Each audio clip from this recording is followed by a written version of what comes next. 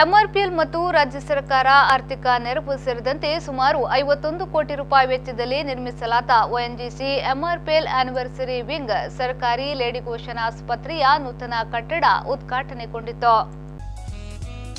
ಮಂಗಳೂರಿನ ಸರ್ಕಾರಿ ಲೇಡಿ ಗೋಶನ್ ಆಸ್ಪತ್ರೆಯ ನೂತನ ಕಟ್ಟಡವನ್ನು ಅಂಕಿಅಂಶ ಮತ್ತು ಸಾಂಖ್ಯಿಕ ಹಾಗೂ ರಸಗೊಬ್ಬರ ಖಾತೆ ಸಚಿವ ಡಿವಿ ಸದಾನಂದ ಗೌಡ ಲೋಕಾರ್ಪಣೆಗೊಳಿಸಿದರು.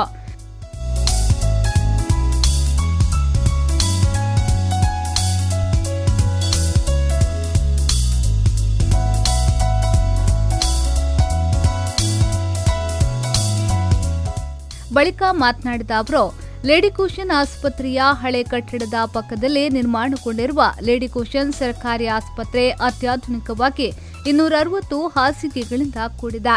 ಕೇಂದ್ರ ಸರ್ಕಾರ ಆರೋಗ್ಯಕ್ಕಾಗಿ ಹೆಚ್ಚಿನ ಒತ್ತು ನೀಡುತ್ತಿದೆ ಎಂದು ಹೇಳಿದರು. 3 ವರ್ಷಗಳ ಹಿಂದೆ ನಡೆಸಿದ ಸಮೀಕ್ಷೆಯಲ್ಲಿ ದೇಶದಲ್ಲಿ ಆರೋಗ್ಯಕ್ಕಾಗಿ 10% ರಿಂದ 30% ವಾರ್ಷಿಕ ಆದಾಯದಲ್ಲಿ ವೆಚ್ಚ ಮಾಡುತ್ತಿರುವುದು ಅರಿವಿಗೆ ಬಂದಿದೆ. ಬಿಪಿಎಲ್ಗಿಂತ ಮೇಲ್ಪಟ್ಟ ವರ್ಗ ಆರೋಗ್ಯಕ್ಕಾಗಿ ತಮ್ಮ ಹೆಚ್ಚಿನ ಆದಾಯವನ್ನ ಕಳೆದುಕೊಂಡು ಬಿಪಿಎಲ್ ಮಟ್ಟಕ್ಕೆ ಬರುವ ಪರಿಸ್ಥಿತಿ ಇದೆ. ಇದಕ್ಕಾಗಿ ಹಲವಾರು ರೀತಿಯ ಯೋಜನೆಗಳನ್ನು ಜಾರಿಗೆ ತರಲಾಗಿದೆ ಎಂದವರು ಹೇಳಿದರು. ಆದರೆ ಸರ್ಕಾರಗಳು ಯಾವಾಗ ಪ್ರಾಥಮಿಕ ವ್ಯವಸ್ಥೆಗೆ ಹೆಚ್ಚು ಒತ್ತು ಕೊಡುವಂಥ ಕೆಲಸಗಳನ್ನು ಮಾಡ್ತಾರೋ ಆ ವ್ಯವಸ್ಥೆಯ ಜೊತೆ ಜೋಡಣೆ ಆಗುವಂಥದ್ದು ಪ್ರತಿಯೊಬ್ಬ ಜನಪ್ರತಿನಿಧಿ ಜವಾಬ್ದಾರಿ ಅಂತ ನಾನು ಭಾವಿಸ್ತಾ ಇದ್ದೇನೆ. ಆದ ಕಾರಣ ಇವತ್ತು ಈ ಜಿಲ್ಲೆಯಿಂದ ಹೋದಂಥ ನಾನು ಬೇರೆ ಬೇರೆ ಹಂತಗಳಲ್ಲಿ ಹೋಗಿರ್ಬೋದು. ವೀರಪ್ಪ ಮೊಯ್ಲಿಯವರು ನಾವು ಭಾರಿ ಯಾಕೆ ಗೊತ್ತಿಲ್ಲ ಸಾಮರಸ್ಯ, ಅವರು ಎಲ್ಲಿ ಹೋಗ್ತಾರೆ ಅಲ್ಲಿ ನಾನು ಹೋಗ್ತಾ ಇರ್ತೀನಿ. ಬಳಿಕ ಸಂಸದರಾದ ಡಾಕ್ಟರ್ ವೀರಪ್ಪ ಮೊಯ್ಲಿ ಅವರು ಮಾತನಾಡಿ, ಈ ಆಸ್ಪತ್ರೆಯ ಸಂಪೂರ್ಣ ನಿರ್ವಹಣೆಯನ್ನ ಒಎನ್ಜಿಸಿ ಎಂಆರ್ಪಿಎಲ್ ವಹಿಸಿಕೊಂಡು ಇದನ್ನ ವಿಶೇಷ ಆಸ್ಪತ್ರೆಯಾಗಿ ಪರಿಗಣಿಸಬೇಕು ಎಂದರು.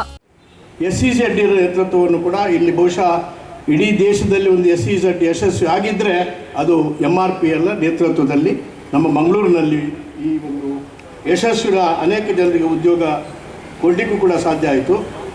ನಾನು ಇರುವಾಗ ಈ ಎಲ್ಲ ರಿಫೈನ್ಗಳ ಎಕ್ಸ್ಪಾನ್ಷನ್ನ ಒಂದು ಆಂದೋಲನವನ್ನೇ ತೆಗೆದುಕೊಂಡೆ. ಅನಂತರ ದಕ್ಷಿಣ ಕನ್ನಡ ಜಿಲ್ಲಾ ಉಸ್ತುವಾರಿ ಸಚಿವರಾದ UT ಖಾದರ್ ಅವರು ಮಾತನಾಡಿ, ಆಯುಷ್ಮಾನ್ ಯೋಜನೆಯನ್ನ ತಾಲೂಕು ಮಟ್ಟಕ್ಕೆ ವಿಸ್ತರಿಸಬೇಕು. ವೆನ್ಲಾಕ್ ಸರ್ಕಾರಿ ಆಸ್ಪತ್ರೆಯಲ್ಲಿ ನರ್ಸಿಂಗ್ ಪೂರೈಸಿದವರು ಲೇಡಿ ಗೋಶನ್ನಲ್ಲಿ 1 ವರ್ಷ ಸೇವೆ ಸಲ್ಲಿಸುವಂತಾಗಬೇಕು. ಹಳೆ ಕಟ್ಟಡದಲ್ಲಿ ರೋಗಿಗಳ ಸಂಬಂಧಿಕರಿಗೆ ವಾಸ್ತವ್ಯಕ್ಕೆ ವ್ಯವಸ್ಥೆ ಕಲ್ಪಿಸಬಹುದು ಎಂದು ಹೇಳಿದರು. ಇವತ್ತು ಏನಾದರೂ MRPL ಈ ಹಂತಕ್ಕೆ ನಿಲ್ಲಬೇಕಿದ್ರೆ ಅವತ್ತಿನ ಪೆಟ್ರೋಲ್ ಸಚಿವನಾದ ವೀರಪ್ಪ ಮೊಯ್ಲಿ ಇದಕ್ಕೆ ಪ್ರಮುಖ ಕಾರಣಕರ್ತ ಹೇಳಲಿಕ್ಕೆ ನಾನು ಇವತ್ತು ಬಯಸ್ತೇನೆ.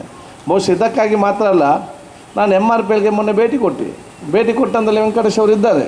ನಾನೆಲ್ಲ ನೋಡಿಕೊಂಡು ಬರುವಾಗ ಹೇಳಿದರು, ಇದು ಭಾಳಷ್ಟು ವರ್ಷಗಳಿಂದ ಕನಸು, ಈ ಪ್ರಾಜೆಕ್ಟ್ ಇಲ್ಲಿ ಆಗಬೇಕಂತೇಳಿ ಬೇರೆ ಬೇರೆ ಕಾರಣಗಳಿಂದ ಮುಂದೆ ಹೋಗ್ತಾನೆ ಜರ್ಕ್ ಬೀಳ್ತಾ ಇತ್ತು. ಯಾವಾಗ ನಿಮ್ಮ ಜಿಲ್ಲೆಯ ಮುಖ್ಯಮಂತ್ರಿಯಾಗಿ ನಮ್ಮ ರಾಜ್ಯದ ಕಾರ್ಯಕ್ರಮದ ಅಧ್ಯಕ್ಷತೆಯನ್ನ ಶಾಸಕ ವೇದವ್ಯಾಸ್ ಕಾಮತ್ ವಹಿಸಿದ್ರು. ಈ ವೇಳೆ ಸಂಸದ ನಳಿನ್ ಕುಮಾರ್ ಕಟೀಲ್, ಮಾಜಿ ಸಚಿವರಾದ ರಮಾನಾಥ್ ರೈ, ಅಮರನಾಥ್ ಶೆಟ್ಟಿ, ಮಾಜಿ ಶಾಸಕ ಯೋಗೀಶ್ ಭಟ್, ಕೆಎಂಸಿ ಆಸ್ಪತ್ರೆಯ ಡೀನ್ ಡಾಕ್ಟರ್ ವೆಂಕಟರಾಯ ಪ್ರಭು, ದಕ್ಷಿಣ ಕನ್ನಡ ಜಿಲ್ಲಾ ಪಂಚಾಯತ್ ಅಧ್ಯಕ್ಷೆ ಮೀನಾಕ್ಷಿ ಶಾಂತಿಗೂಡು, ಪಾಲಿಕೆ ಸದಸ್ಯೆ ಪೂರ್ಣಿಮಾ, ಪ್ರಧಾನ ವ್ಯವಸ್ಥಾಪಕ ಪ್ರಸಾದ್ ಮತ್ತಿತರರು ಉಪಸ್ಥಿತರಿದ್ದರು. Nagesh Kavoor, V4 News 24/7 Mangaluru.